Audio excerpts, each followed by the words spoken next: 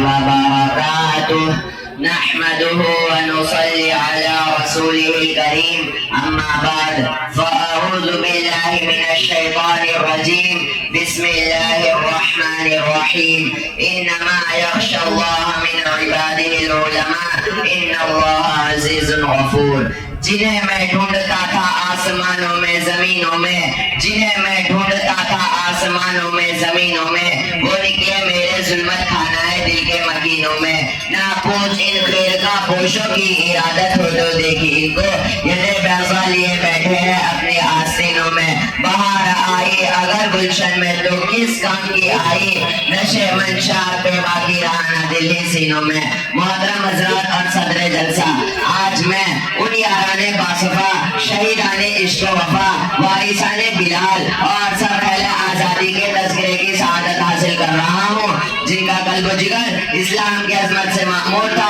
جن کے چہرے پر عزم و استقلال کی کتنے جلوہ فغن تھی جن کا دل جذبہ جہاد سے شرشا تھا جنہوں نے اپنی پوری زندگی اسلام کے سربلندی اور اعلاء کلمت اللہ کے لیے وقف کر دی جن کی ایک تاریخ ہے جن کی ایک داستان ہے جنہوں نے ہر دور میں اسلام کی آبیاری کی ہے اور چمنستان اسلام کی طرف آنے والی ہر بات سموم کی راہ میں دیوار آئینی اور سد سکندری بن کر حائل ہو گئے آج میں انہی جیالوں اور سرفروشان اسلام کی تھوڑی سی تاریخ اور ادنا سی جھلک دکھانا چاہتا ہوں کہ انہوں نے جنگ آزادی میں کیا کارنامہ انجام دیا ہے اور ان کا کیا مقام ہے محترم حضرات جب ہندوستان کی مقدس سرزمین پر انگریزوں کا ناپاک سایہ پڑا اور وہ اپنی شادیرانہ و عیارانہ چالوں سے یہاں کے مالک بن بیٹھے جب باشندگان ہند پر طرح طرح کے ظلم و ستم کے پہاڑ توڑے جانے لگے جب ہندوستانیوں کو غلام بنایا جانے لگا جب ہندوستانیوں کا خون ان کے پسینوں سے بھی ہرزہ ہونے لگا تو ایسے نازک وقت میں سب سے پہلے جس شخص نے عالم بغاوت بلند کیا وہ محدث کبیر امام جلیل رئیس الاولیاء فخر چمن نازش وطن شاہ عبدالعزیز ابن ولی اللہ محدث دہلوی ہے یہ وہی مرد مجاہد درویش خدا ہے جس نے وقت سے بہت پہلے مسلمانوں کے نصب العین کا اعلان فرما دیا تھا جہاں تک پہنچنے کے لیے دوسروں کو ابھی برسہ برس انتظار کرنا تھا شاہ عبدالعزیز کا فتویٰ کیا تھا ایک بار کے پیغامہ تھا جو دشمنوں کے نقل تمنا پہ گر پڑی انگریزوں کی نیند حرام ہو گئی جگہ جگہ آزادی کے شعلے بھڑکنے لگے اور پرچم لہرانے لگے سینوں میں ولولے مچلنے لگے اور حوصلوں نے انگڑائیاں لینی شروع کر دی مسند درس پر بیٹھ کر قرآن و حدیث کا درس دینے والے علماء کرام خانقاہوں میں بیٹھ کر اپنے خون جگر سے شمع اسلام کو روشن کرنے والے مشائخ اعظام اپنے مدرسوں اور خانقاہوں کو چھوڑ کر میدان میں آ گئے اور فرنگوں کے خلاف ایک محاذ بنا کر توکل اللہ منزل کی جانب بے سر و سامانی کے عالم میں نکل پڑے اور میں اکیلا ہی چلا تھا جانب منزل مگر میں اکیلا ہی چلا تھا جانب منزل مگر راہ راہ آتے گئے کارواں بنتا گیا کہ مزداق بن گئے حضرات یہ کارواں مسافت طے کرتے ہوئے کس طرح منزل مقصود تک پہنچا یہ ایک لمبی داستان ہے اس داستان میں امنگیں بھی ہے اور محرومیاں بھی عزم عمل کا جوش و خروش بھی ہے اور شکست و خردگی اور بے چارگی کی افسردگی بھی مگر اس وقت میں جنوں کے دیوانوں نے ہمت نہیں ہاری حادثات و مسائل سے ٹکراتے ہوئے منزل مقصود کی جانب بڑھتے ہی رہے راستے کی قربت و دوری سے بے فکر تمانیت قلب و جگر سے مستغنا پریشانی و افکار کے احساسات سے بے نیاز خطرات و وساوس کے گرفت سے بے پرواہ منزل مقصود کی تلاش میں کبھی عرب و ترکی کی راہوں کو ناپتے تو کبھی روس و افغان کی بادیاں پیمائی کرتے ہیں کبھی مالٹا کی کوٹھریوں میں قیام کرتے ہیں تو کبھی عدالت کے کٹارے میں کھڑے ہو کر نغمہ آزادی سناتے ہیں کبھی پھانسی کے پھندوں کو چوم کر منزل کا نشان پہنچتے ہیں تو کبھی ریوالور کی لبلبی پر انگلی رکھ دیتے ہیں کہ شاید گولیوں کی سنسناہٹی منزل کا پتہ بتا سکے غرض یہ کہ ان دیوانوں نے ہر راہ سے منزل تک پہنچنے کی کوشش کی اور پہنچ کر ہی دم لیا تاریخ ہند ہم سے کہتی ہے اس وقت میں جنوں کے دیوانے ہر راہ سے پہنچے محفل تک بیتا بھی ان کی آموئی صحراؤں سے لے کر ساحل تک ہاں سنگرہ پر لکھتے تھے وہ اپنے دل نادا کا حال پہنچے مقتل میں، کوئی پہنچے پتھر قاتل تک۔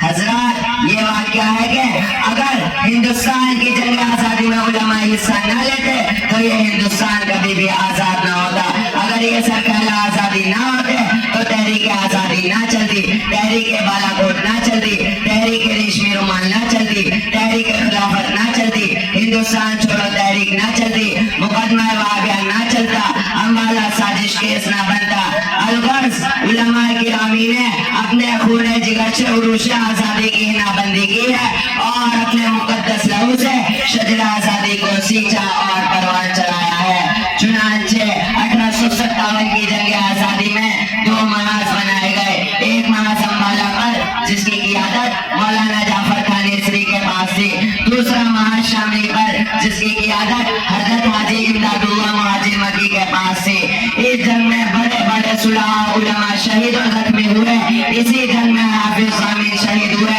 اس 1857 کی جنگ آزادی میں 2 لاکھ مسلمان شہید ہوئے، جن میں 51,500 علماء شامل تھے۔ صرف دہلی میں 500 علماء دین کو پھانسی کے پھندوں پر لٹکا دیا گیا۔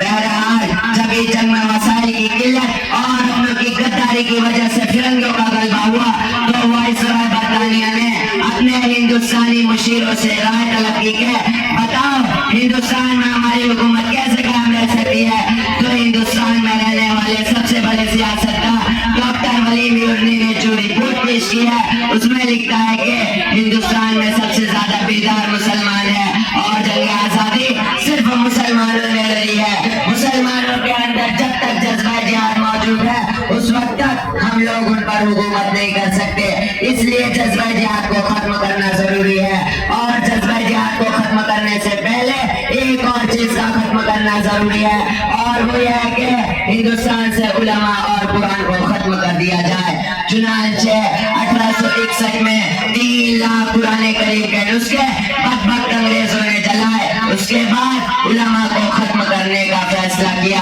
انگریز مورخ مسٹر ایڈورڈ ٹائمسن اپنی یادداشت میں لکھتے ہیں کہ 1864 سے لے کر 1867 تک انگریزوں نے علماء کو ختم کرنے کا فیصلہ کیا۔ یہ 3 سال ہندوستان کی تاریخ میں بڑے المناک سال ہے۔ ان 3 سالوں میں انگریزوں نے 14,000 علماء کو تختہ دار پر لٹکا دیا۔ ٹائمسن کہتا ہے کہ دلی کی چاندنی چوک سے لے کر خیبر تک کوئی ایسا درخت نہ تھا جس پر علماء کی گردنیں نہ لگی ہو۔ ٹائمسن کہتا ہے کہ علماء کے جسموں کو تانبے سے داغا گیا۔ ٹائمسن کہتا ہے کہ علماء کو سوروں کی کھالوں میں بند کر کے جلتے ہوئے تنور میں ڈالا گیا۔ ٹائمسن کہتا ہے کہ علماء کو ہاتھیوں پر کھڑا کر کے درختوں سے باندھ کر ہاتھیوں کو نیچے سے چلا دیا گیا۔ ٹائمسن کہتا ہے کہ لاہور کی شاہی مسجد جس کے صحن میں انگریزوں نے پھانسی کا پھندا بنایا تھا اس میں ایک دن میں 80 علماء کو پھانسی دی جاتی تھی۔ ٹائمسن کہتا ہے کہ لاہور کی دریائے راوی میں 80 علماء کو بوریوں میں بند کر کے ڈال دیا جاتا اور اوپر سے گولیوں کا نشانہ بنا دیا جاتا۔ ٹائمسن کہتا ہے کہ جب میں اپنے خیمہ میں پہنچا تو مجھے مردار کی بدبو محسوس ہوئی۔ میں اپنے خیمہ کے پیچھے چلا گیا تو کیا دیکھتا ہوں کہ آگ کے انگارے دہک رہے ہیں اور 40 علماء کے کپڑے اتار کر